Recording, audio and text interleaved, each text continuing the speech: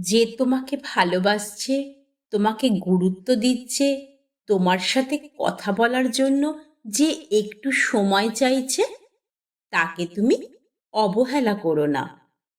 তোমাকে বুঝতে হবে, এই স্বার্থের পৃথিবীতে তুমি এখনো কারোর না কারোর কাছে মূল্যবান।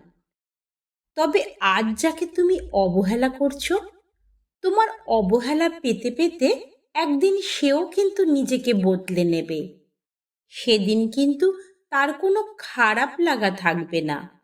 সব থেকে খারাপ ব্যাপারটা হবে কি জানো?